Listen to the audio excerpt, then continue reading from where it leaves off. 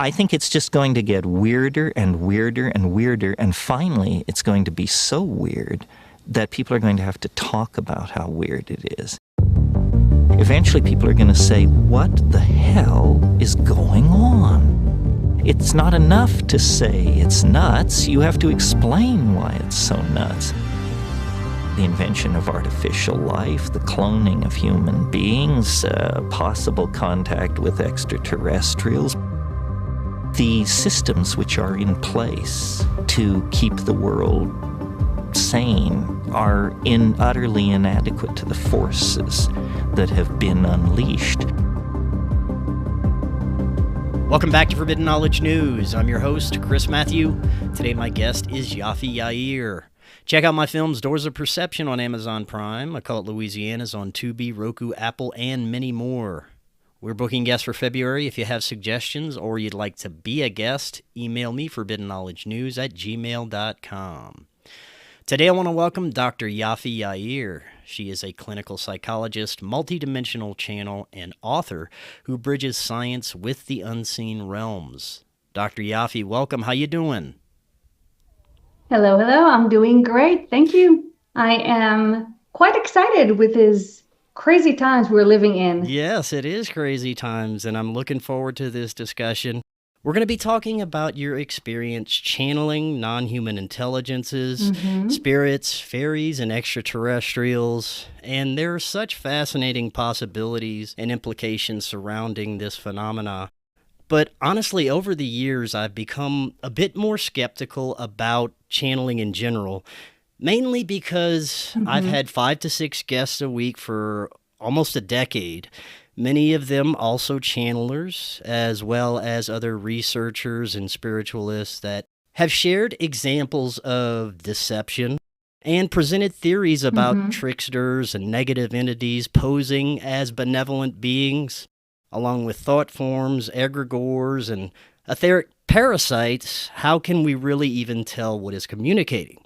But this is why you're here, to help address all these questions and concerns and help us understand how to discern these beings, as well as we're going to get your insights into the nature of the beings you're communicating with. Before we do, this is your first time on. Just tell us a little bit about yourself and let the audience know how they can find out more.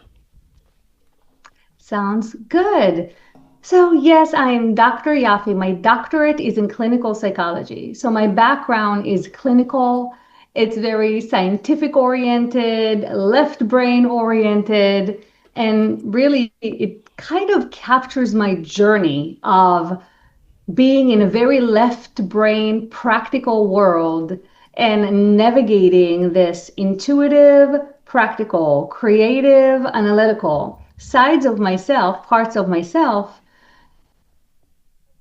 eventually arriving to where I am today, which of course, it's not a destination, it's always a journey, but where I really consider myself full-on experiencer, believer, although the word belief is tricky, we can get into that, but really knower is maybe the right word, but maybe not. Maybe an explorer, an open-minded explorer who has taken the leap of faith.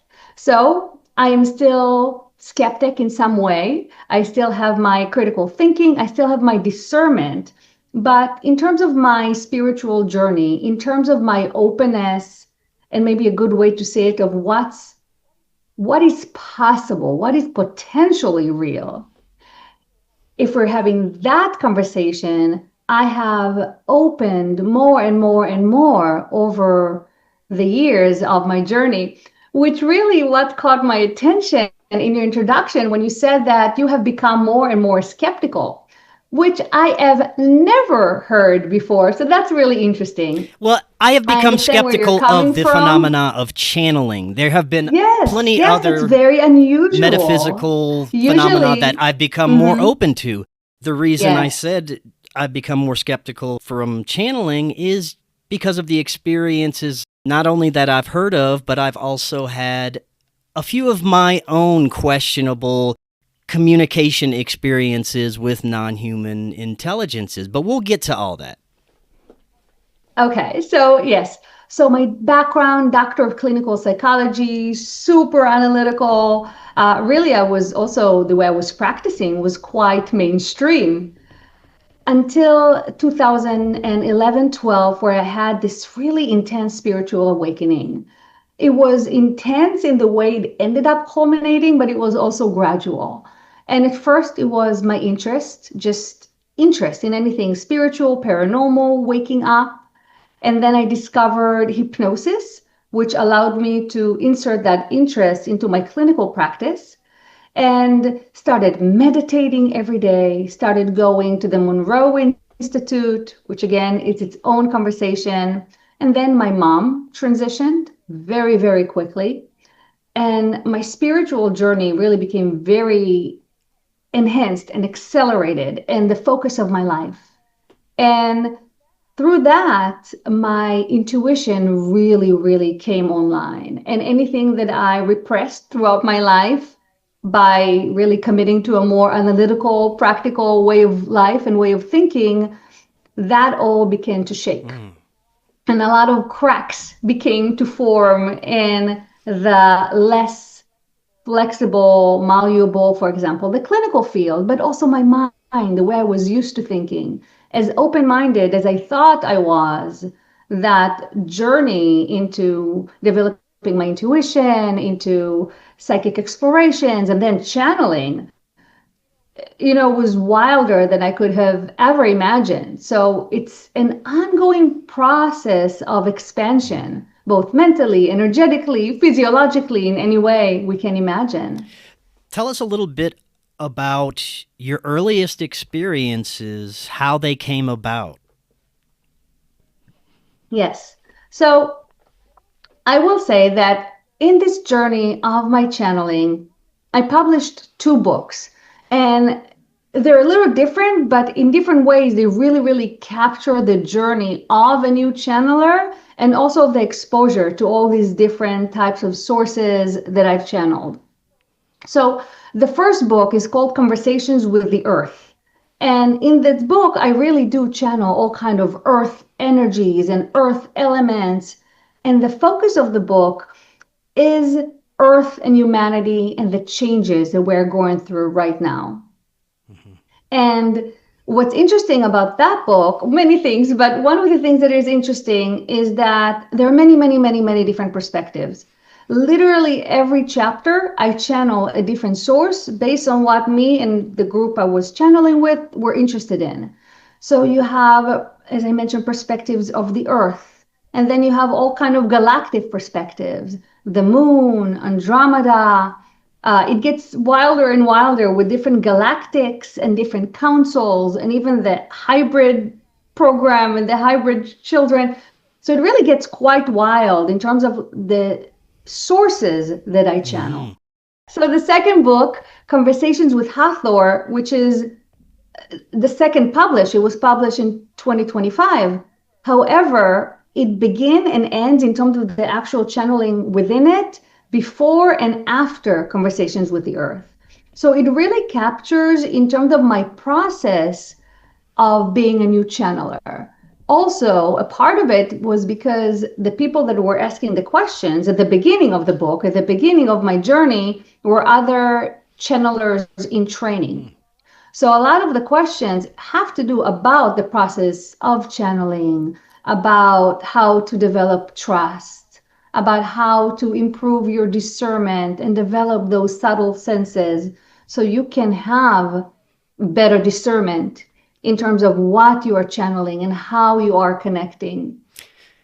So it really has been a journey. And for me personally, engaging in channeling training, meaning being a part, being in a program, in a workshop, and being taught and having the framework and the structure of the program really helped me allow myself to go there and allow myself also to bypass that critical mind of, is it real? Is it not real? Because I wasn't offering it to clients. I was experimenting as a student, right?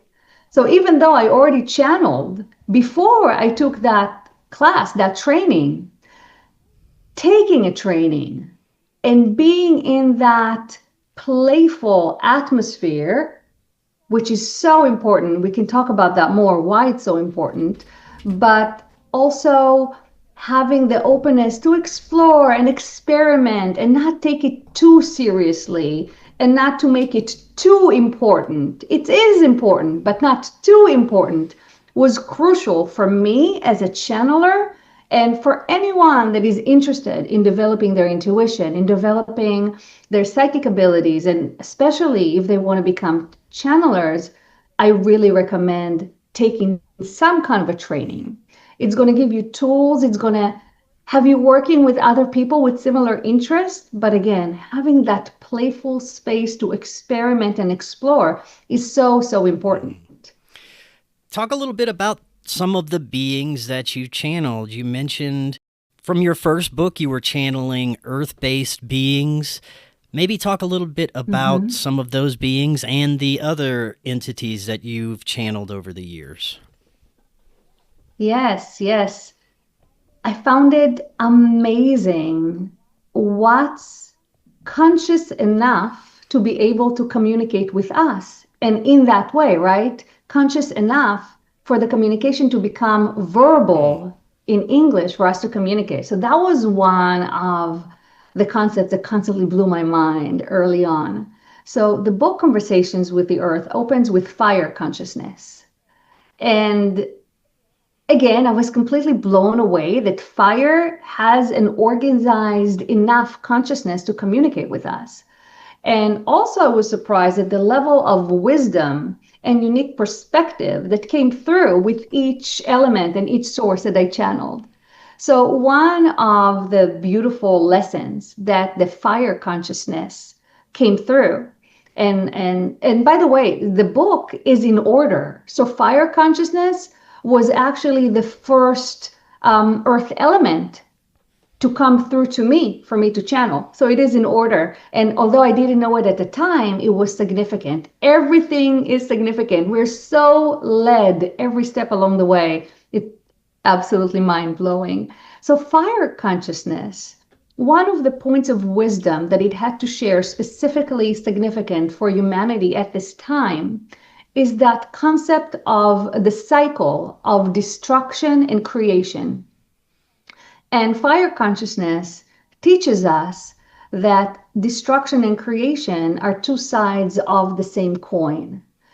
It's two sides of the same continuous cycle. So you cannot have one without the other, and you cannot consider one good and the other bad. I mean, you could, and that's what humans often do, but that really complicates our experience. And it is time really to upgrade our perception and our way of understanding everything so we can take that leap of faith together and make that shift together.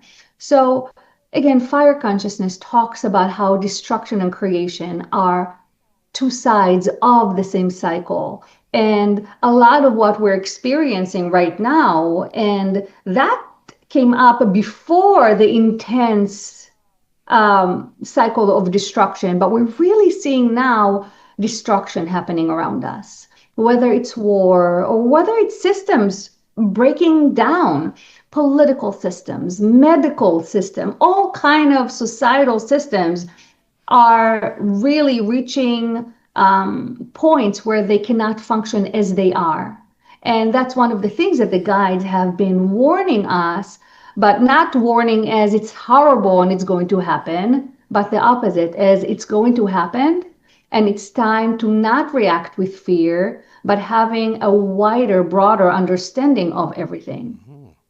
And that's how it ties into that concept of that extremely profound, yet seemingly simple points of perspective of fire, how everything that are happening right now is a part of destruction and creation. So when people see things happening around us, whether they're chaos or uncertainty, or maybe the news, or maybe stories of suffering, one of the things to remember here is that, well, one, it's not as bad as they're making it seem. That's always true.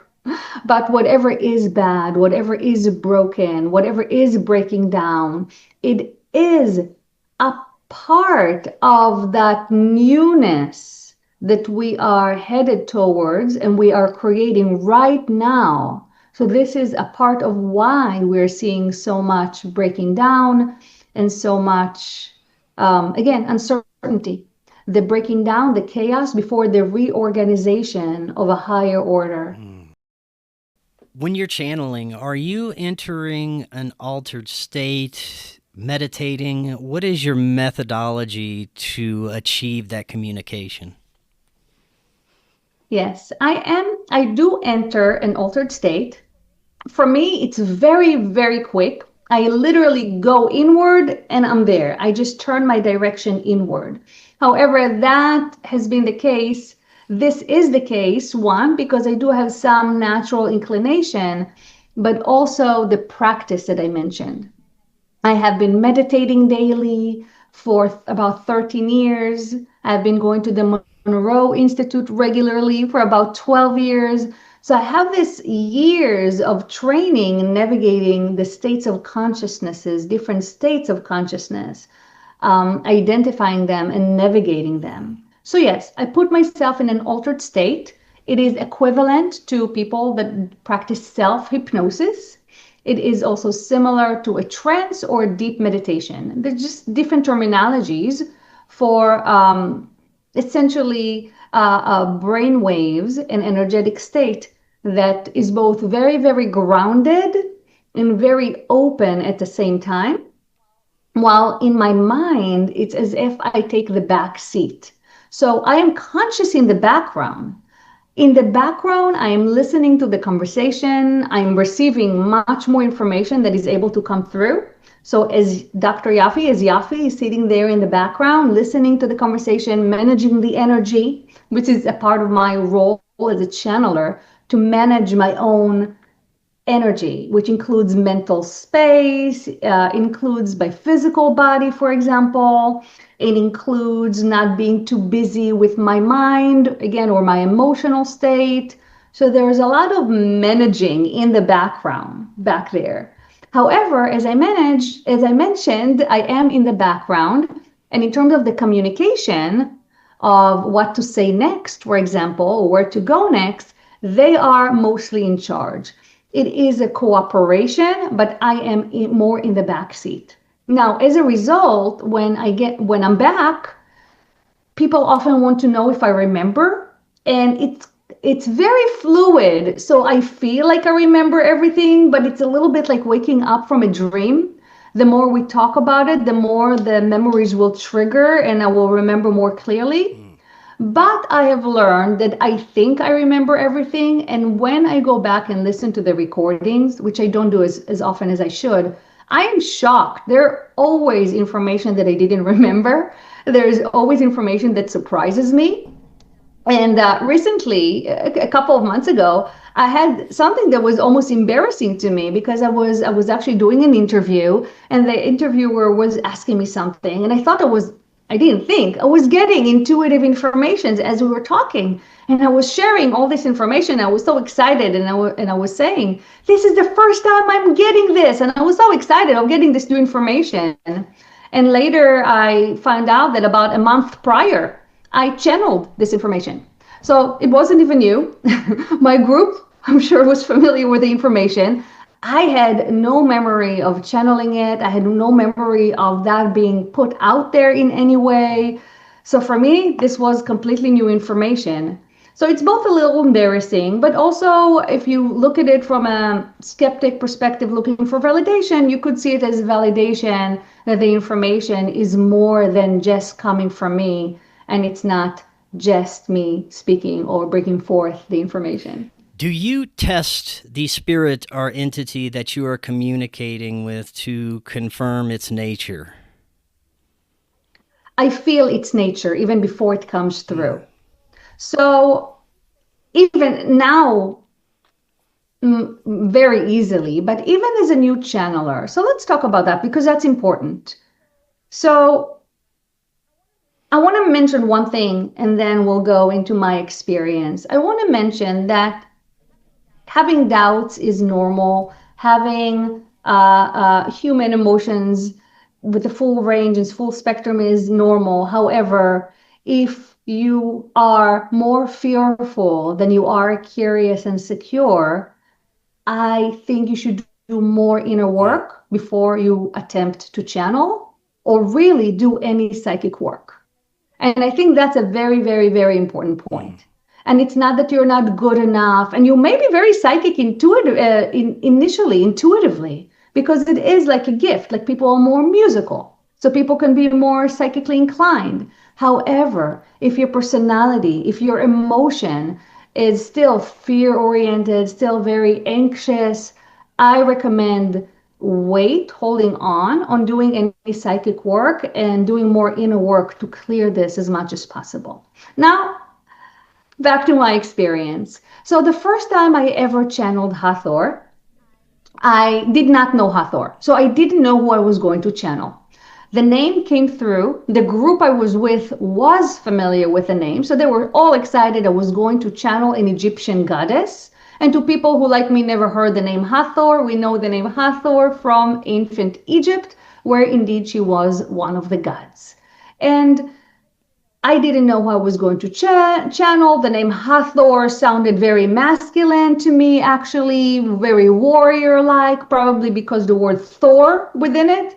So, so like I'm channeling Hathor and I'm like expecting Hathor. And I close my eyes, I go inward, I say my invocation, I open to the energy, and I feel this nurturing, loving essence. And I feel it with my body, with my mind, with my energy. It's just like I'm bathed with this nurturing. And it's so difficult to explain in words, but this nurturance and openness and the wisdom that came through, everything felt so right about it. Now, somebody that's coming from a fear perspective can say, but what if you're being tricked? And I will say that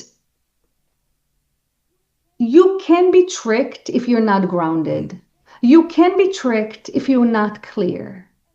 And that is why I started this conversation by saying, if these concerns of yours are greater than your curiosity to explore, to experience, this is not your path for now. Mm-hmm. However, if you feel that it's right for you and you feel it aligns, you have synchronicities along the way, you're excited about it, but you're not afraid. You're maybe unsure. You may be somewhat skeptical. That is okay, but you're not fearful about it. There is a difference, and you feel the difference, and you have to trust yourself to feel the difference, but you also have to be really honest with yourself, because what makes us not prepared for such thing is when our wants are too involved in it, because our wants and our fears can come on a physiological level, on an ego, human level, come really from the same place. So if we really, really, really want to be a channeler, and we really, really want to be helpful for others, and we really, really want to be the ones that people come to us, that want can actually come in the way of being a clear channel. Would you say that those that have not done enough of the inner work you were mentioning earlier may attract more of the negative beings? Absolutely. And we don't even have to, we can call them negative beings, and we can talk about even the different kinds and what happens. But the idea is that it's like The Secret, right? And it's like the law of resonance. Whatever you vibrate in, that's what you attract. Whatever is in coherence with the way you are, that's what you attract. So it makes sense that if someone is attempting a psychic connection, but there's a lot of unclarity, a lot of fear, a lot of, again, maybe also curiosity and other things, but not clear. Groundedness is so important. We can talk about it. When there's the lack of groundedness, the lack of clarity, of course, you are, it's like random calling. Ooh, what psychic entity can I communicate with? And if you are not very discriminating, guess what? You're going to get a variety of all kind of things coming to you. And it can be things coming to you, or it can be things and it can be things that mirror to you in your own field. So if you have unresolved aspects, unresolved emotions, those may be what's reflected to you when you try to reach out. And people may think it's foreign entities, even they may go to demonics, and often they don't realize that they are literally communicating with aspects of themselves that are not whole, that are not integrated, that are not clear. Going back to some of the beings that you communicate with, talk a little bit about the difference between communication, say, between extraterrestrials and other spiritual beings. Mm-hmm. Yeah. So I will open by saying that all the sources that I've channeled, whether it was earth elements like we've talked about, or fairies, or extraterrestrials, or councils, they're all multidimensional beings that are ascended, meaning they're of the light. What does that mean? That I haven't channeled, for example, ghosts. I haven't channeled any extraterrestrials that are not of higher dimensional frequencies and that are not, if we want to use really elementary words, good. So I have only channeled those types of sources and beings. And to my shock, what I have learned that there is actually more in common than separating all those different sources. So yes, there are differences.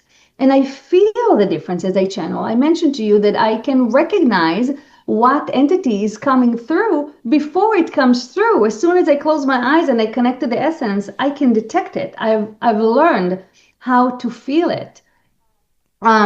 However, there are differences. Some feel deeper than others, depending maybe on what dimension they're coming from. Some feel more grounded. Some may feel more neutral, while others more emotionally involved. So there are differences, but what was even more shocking to me is how similar and the overlap. And I'll give you an example. So I mentioned I channel a fairy, it gets crazier and crazier, and I channel extraterrestrials, and I channel Hathor, who is a divine feminine, also a Syrian collective. So much, much more what I briefly mentioned as an Egyptian goddess. And when at the beginning of this year, when I channeled Hathor, she/they said, in June, you're going to have a physical contact. Physical contact. And me as Yafi, I assumed it was going to be extraterrestrials, which I was extremely excited about. I want physical. I've had contact in terms of orbs and stuff like that, but what I know, what I've been told, we're headed towards face-to-face physical contact. So I'm really excited about it. And that's what I thought they were talking about, that I'm finally going to meet them face-to-face in the physical in that way.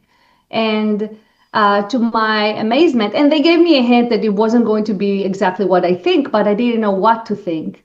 And to my amazement, in June, I really did have a beautiful interaction, a sighting, but it was with a fairy, where I saw a fairy in the physical, which was really, really amazing and cool, but not what I expected at all. And it's still my mind, and I think every time I think I'm totally open and I discover new and new layers, so who knows, but one of the realizations, as I mentioned, is what's the overlap, and even in terms of contact, when humans are talking about contact and communicating with multidimensional beings and talking about aliens and extraterrestrials, what we don't understand that we're really talking about non-human intelligence in many, many, many, many, many forms. In like more than our wildest imagination can comprehend. And some of them we have words for, like extraterrestrial beings, multidimensional beings, fairies, nature spirits. These are words and categories that we have. But I think there are going to be so many different beings that we do not even have words and categories for, or words that we have that we clump together many types of beings because that's all we know. So contact and extraterrestrials and ultra-terrestrials is a very, very rich world that includes within it much, much more than we think. And again, fairies and all kind of magical beings that we really considered as mythological or magical beings are going to become more available for us to interact with on a physical level, which is going to be a part of contact and a part of our consciousness, evolution, and the changes that we're going to experience as humans. Could you tell us a little bit more about your fairy sighting, what it looked like, the circumstances? Yes, I was in an upstate New York retreat. It was a channeling retreat, so there was channeling involved and a lot of connecting to nature and different exercises.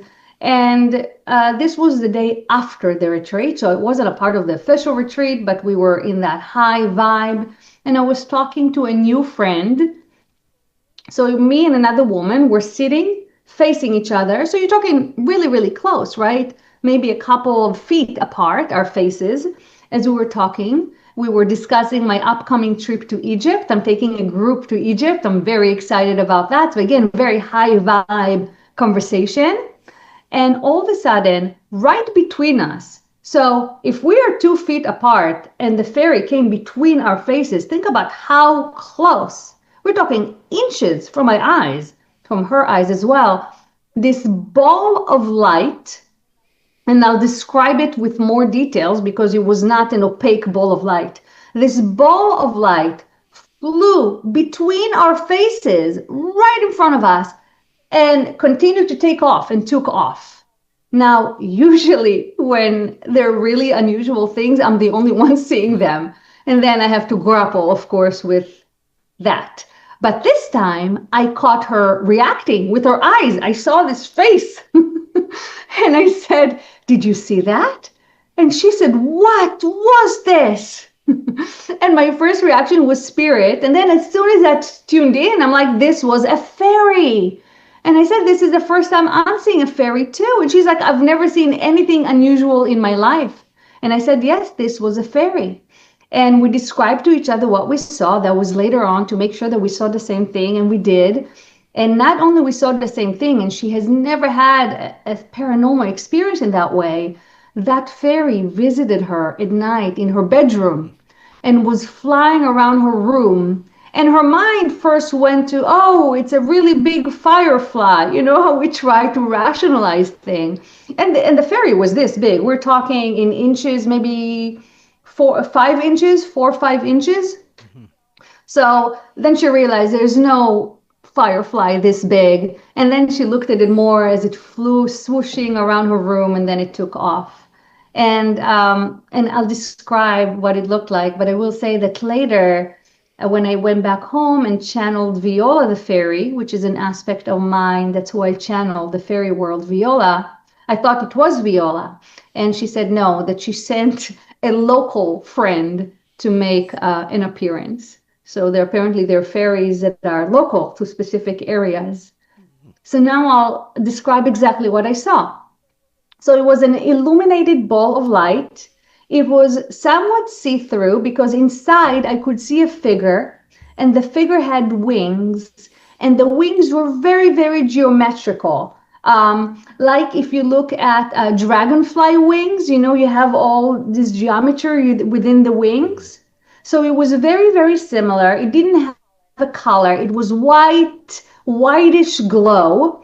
And it was very, very bright. So it didn't look, if you see a bird fly or something and there's light reflecting on it, it didn't look like that. You could see very easily that it was emitting its own light because it was very, very, very bright. And like I said, I could see the wings and the geometry within it and that little figure, and it just swooshed by, and it was all engulfed in that. So the figure inside was illuminated. It was very, very bright, and the ball itself was illuminated. So that's how the fairy looked. I'd like to get your insights into the nature of fairies. I've had other researchers and even experiencers discuss the duality amongst the fairy world, how there may be some that don't have humanity's best interest in mind and may not be best to communicate with them. I've heard of fairy abductions. Again, there's nothing to verify with any of this, but it's fascinating stories. Is there a duality amongst fairies where some may be dangerous? So we actually never asked Viola that, so I can't answer that exactly. But what I can answer is that a lot of people that interact with fairies, and not only fairies, even when we heard about siren and mermaids, how their voice slur, not captains, whatever, sailors, ocean people, sailors, and and lead them to their demise, right? So fairy is very similar with stories of fairies that lead people or lead children and they disappear. And I'm not saying it accounts for the whole story, but a part of it, and it's definitely a part of it, that fairies and all those other nature spirits, let's just call them in general nature spirits, are very aligned with the earth, with nature, and with the harmonious existence of nature. And anyone that comes with a different agenda, and it can be a specific agenda, or it can just be the makeup of the person. Not everybody is super respectful and loving of our beautiful planet. People that are not aligned with their mentality will experience them, and it makes sense when you think of it that way, differently than people that are coming with pure heart connection. And many of the experiences that are more negative, and here we're not talking about innocent, beautiful children being abducted. Here we're talking about more nefarious, convoluted incidents that include adults. They will only include adults. That's why the interactions would be portrayed as negative or even harmful. And I do believe that fairies can be tricksters and they can mess with you. They've even messed with me in a friendly way, but they've made me get lost in ways that don't make sense, like on trails. So they do play around. However, if you're coming with a true, pure intention, and we're talking about your alignment with nature of the earth, then you're going to have a positive experience, only positive experiences. It kind of goes back to our conversation of mirror, right? So any energetic experiences always mirror you. And if you find that your experiences are troubling in any way, that means that something in your field is not resonating in coherence. Something in your field is not clear, which is why this is what you are noticing and seeing in your environment. So it's very, very important to realize that if you're interacting, whether it's fairies or aliens or demons or channeled entities, if you're interacting with things that are not good, that are not pure, that are not constructive and helpful, that means you're reaching out not from a pure place. Not because you're evil, because you're not clear. You're not clear, again, in terms of harmonious. You're not coherence, resonating in coherence. Let's talk a little bit more about some of the information you've channeled that relates to the time period we're in, the state of humanity, the state of awareness that the collective has right now. There's also a rapid push for technological growth. There's many that are over-reliant on technology, and the future is unsure based on some of the ideologies that are coming out right now. In my perspective, they're very anti-human, and the less we participate with it, the better off we are. But talk a little bit about some of the information you've received about the time period we're in. Mm-hmm. Yeah, so the time period that we're living in right now is crucial. And for a long time, the guides were talking about it in terms of present and future tenses. And they're no longer talking about it in future tense. They're saying that those most intense times of squeezing through the eye of the needle are happening right now. And what is happening is that we are going up a whole octave. That is a terminology that they have been using with us lately. And you can see us, people, we can talk about it in terms of densities, right? So that's one way that people talk about it. There are different density levels, and now we're talking about the nature of reality. Currently, humanity is occupying the third density. And what is happening that we are going up an octave to the fourth density. It doesn't even matter if this is terminology that you relate to or not, because the idea is that it's happening now. So we're not talking some spiritual notions that may or may not happen, that may or may not apply to us. We're talking about the changes that are happening now. And we are seeing these changes as they're happening. Some we're seeing, some we cannot see, right? Because when things are happening from the inside, we have limited perspective. But what we can see, that briefly, as I mentioned, certain systems are breaking up, right? On the other hand, you can see different communities coming together. You can see that conversations such as this one are allowed to be had and are becoming more and more mainstream. So you can see the shift of the collective as it is happening, as more and more people open up to bigger concepts and to spiritual realities and to the reality that we're not the only species in the universe, and even on our planet, intelligent species on our planet, we are not. So all these things that are happening are actual, we could say them indications, but there are the actual shifts that are taking place that we are talking about. But these are the shifts that we're seeing from the inside. So if you take a step back and listen to the guides, which is the gift that they give, is that they have a much broader perspective than us. They see us as a system. They can see the earth. They know our history before we know our history. And yes, they have glimpses of what we call the future. So they bear the gift of having a much broader perspective.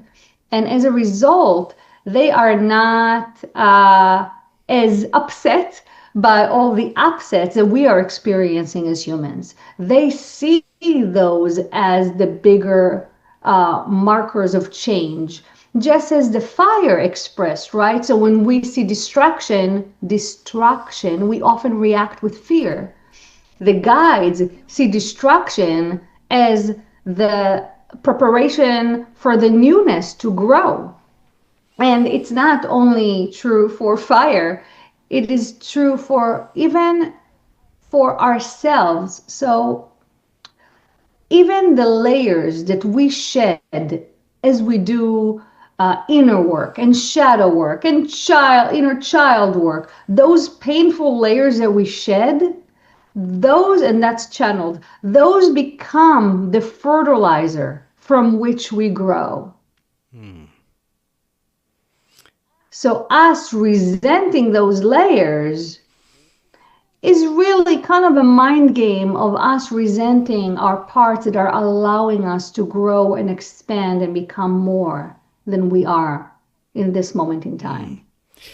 Have they given any information about the nature of our ruling class and why the systems are so anti-human, why there's so much psychopathy at the top and seemingly evil that runs this planet? Many believe there was an etheric parasitic influence that has infected a lot of the ruling class.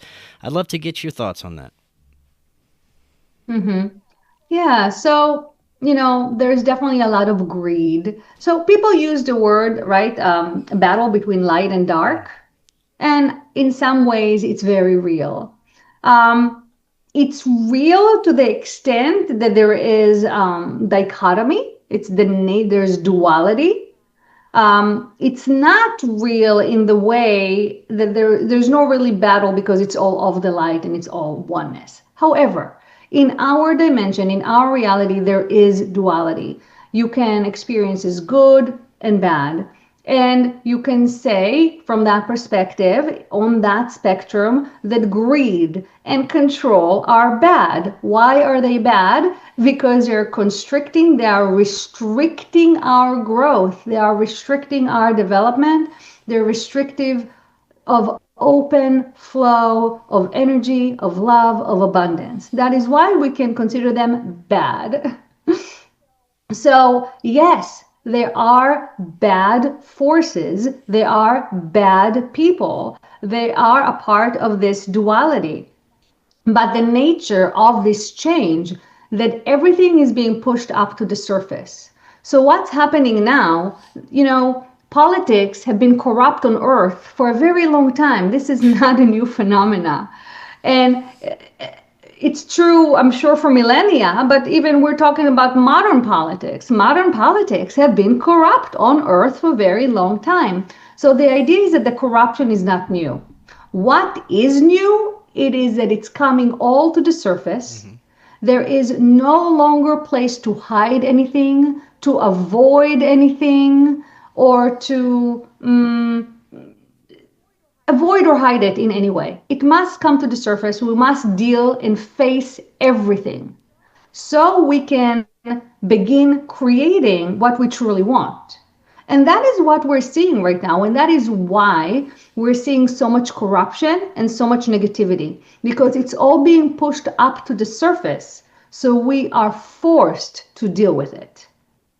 Let's talk a little bit more about Hathor and some of the information that you've received from this being. Yes. So, as we briefly mentioned, both the Divine Feminine and Assyrian Collective. So we're talking about really very wide range of wisdom. Their nature as the Divine Feminine goes all the way, from their perspective, to the flow of initial creation. And they have been involved with humanity and with the earth before its existence as we know it. So they evolved as physical beings in the Sirius star system. That's where they have ascended as a Sirius collective and became involved with spreading and guiding life throughout the universe. And our planet is one of the planets they have been involved with. That is why, in a way, we are their children. In a way, we are them. We're aspects of them. And that is why our true nature is much more complex than we realize, especially when we begin taking into account our galactic nature and we include our galactic ancestors. So that is in terms of their nature. Now, as we mentioned, they were physical beings, they have ascended. What does that mean in terms of their physicality? They are beyond the physical. So they are light beings. That's one. Again, these are all terminologies, but they're light beings. However, they have the ability to densify themselves or themselves is a plural. They have the ability, first of all, to individuate themselves based on their personality and become individual. So also when I channel, I usually channel an individual, even though it's a collective. And an individual has the ability to densify themselves enough to create a body that is physical in our dimension. And one of the very, very exciting advances, advances that happened in the last couple of years, that they have returned again in the physical. So they are physical beings on the earth right now, Hathors, in a secure location. I believe something has to do with the mountain or mountain range. And a part of their physical presence is that bridging the frequency gap in helping us prepare for full-on, face-to-face, open physical contact. For those that are interested in attempting to channel themselves, to make a connection to higher beings, aside from the inner work that we discussed earlier, how would you suggest that they begin to make that connection? So meditation. Meditation is the most important basic tool for any type of connection.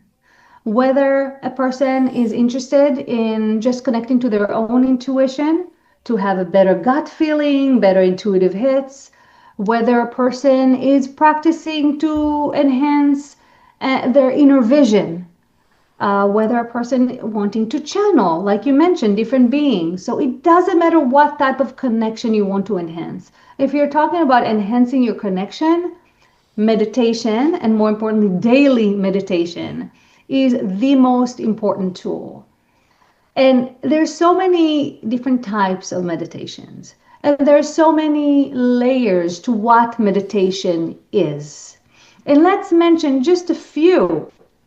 So meditation is learning to exercise that muscle of quiet between thoughts. Meditation is a way to learn to become a better listener to your own thoughts.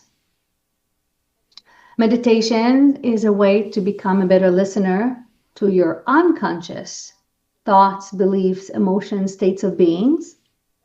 Meditation is the best tool to begin developing your subtle senses, which is a part of our human evolution and a part of developing any psychic, intuitive, or channeling connection. So these are just a few of what meditation is or can be.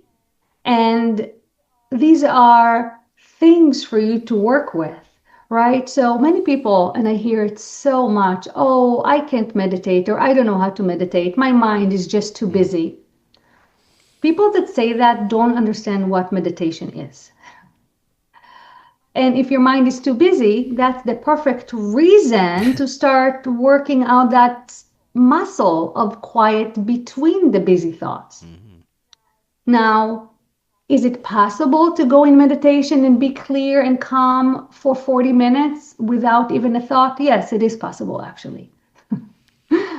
Is it common and typical and happens every time you meditate? No, it really, really doesn't. And that doesn't make your meditation any lesser than. Even so, as I mentioned, I've been meditating for 13 years daily, and I'm talking long meditations. And still, there are times that I go into meditation and my mind is super active and super busy, and it's thinking. Usually it comes with a burst of creativity, and I wake up when I get up with a bunch of inspirations. But the idea is that meditation is not always floating in bliss, and it's not always receiving downloads. Meditation is exercising that muscle, all those muscles that I mentioned. And through that, you begin becoming clear on communication that you are receiving and everything else. But more than anything, As I said, it's about getting to know yourself, your own energy, your own thoughts, your own states of consciousness, and how does it feel when it changes a little bit. And really practice, practice, practice. That's why you want the meditation to be daily and not monthly. So it's a part of you. So you're really honing those skills.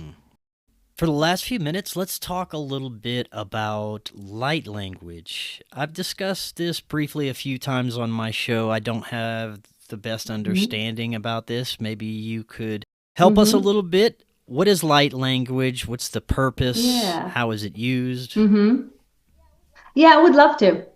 And I think I'm a really good person to ask about that because light language was the latest practice for me to become on board with because it was too woo-woo for me. It was too weird for me. So it took me a while to become okay with it, to start practicing it, and a couple of years to start sharing it with people. And to my luck, now I consider myself lucky because now I love light language. To my fortune, this is sound and frequency through sound is one of Hathor's specialties. It's one of their main specialties and what they're bringing to humanity at this time. And light language, let's talk in general. So first of all, light language is channeling. I will start there. I consider light language as channeling. It is just not verbal channeling. We don't use known words. Some people know light language from the practice of speaking in tongues. And indeed, that is one form of light language. Because the part of Christianity, when people are in ecstasy, they are in a state of trance, they verbalize these sounds that are not English. Sometimes they speak Latin or some other ancient language, and sometimes, more often than not, these are sounds, just sounds that don't have clear meanings, known meanings. This is light language. This is not the whole of light language, but this is an example of light language. So now we take it a step further, and we can generalize that light language is any vocalization by a human, any human vocalization that is channeling, that is not words that we can understand. Now, those can be sounds, vowels, singing, actual language, ancient languages. So it can be a lot of different things. And my guides actually use a terminology field tuning rather than light language, although now they also use light language to accommodate us. But the idea, why is it field tuning?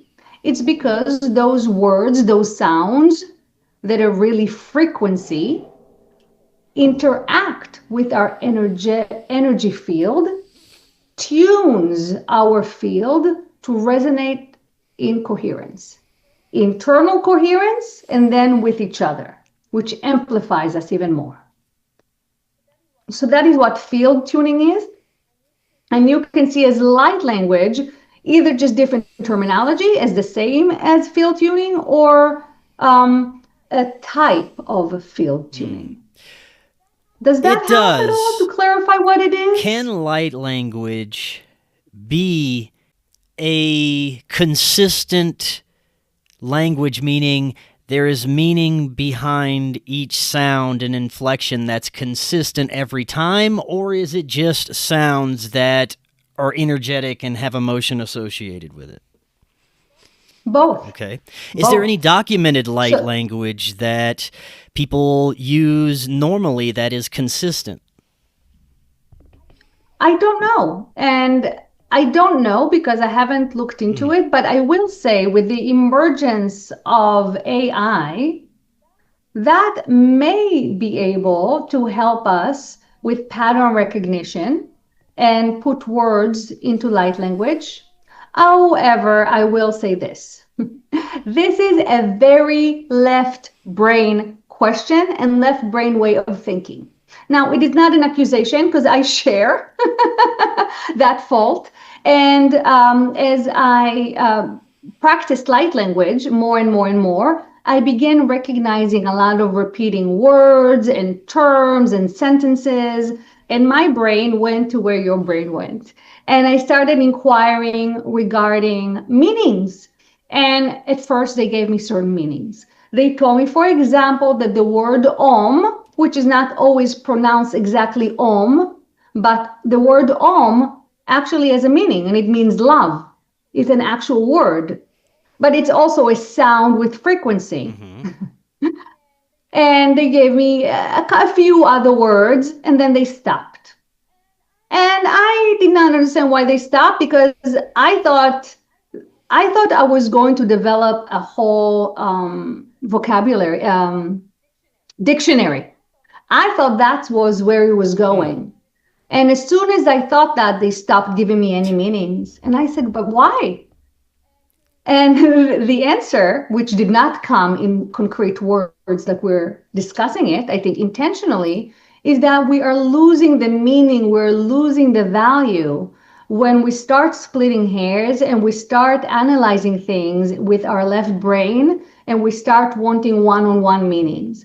There are some instances when one-on-one meanings may be available, but even then we are losing so much of the meaning and the subtlety and the frequency of it all. So yes, some of them are words, some of them are movements, right? So a lot of the energy that I channel with light language are movements of energy. How do we express in language movements of energy?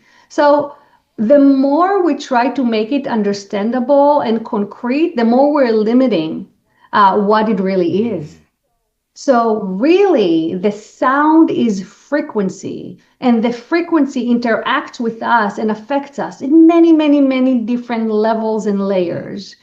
The verbal channeling works a lot, not only, but a lot with our intellectual mind, because words, that's how we understand things. But of course, even that has energetics, but also with our intellectual mind. Light language bypasses the intellectual mind because it doesn't have that left brain language anchor.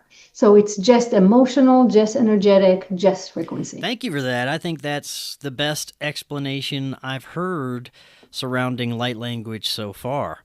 Is there anything else that we didn't cover yet that you'd like to leave the audience with before we close out? The last thing that I want to mention is that I teach light language and that it's one of my absolute favorite things to do. And I really want people to understand that we are in a new era now. And, light language, the way I teach it, at least, the way I understand it and the way I teach it, is two main things. One, I teach you how to be clear, how to recognize the flow, how to hold that space with clarity. And as you realize, I emphasize inner work. So that's the first part. And the second part is once you're clear, once you know how to connect to the energy and hold that space, how to express it with your voice. And a part of the era we are in, a part of that evolution we are in, is for people to start connecting to their own creativity, their own voice, their own expression. So even if you don't want to become a verbal channeler, even if you are not psychic or want to become psychic, I really, really recommend engaging in some kind of a training, some kind of a structured meditation, exercises, this type of work, because you're really going to help yourself navigate these intense changes in the most gentle and smooth way, helping yourself actively move forward rather than waiting for the wave of energy to sweep you away.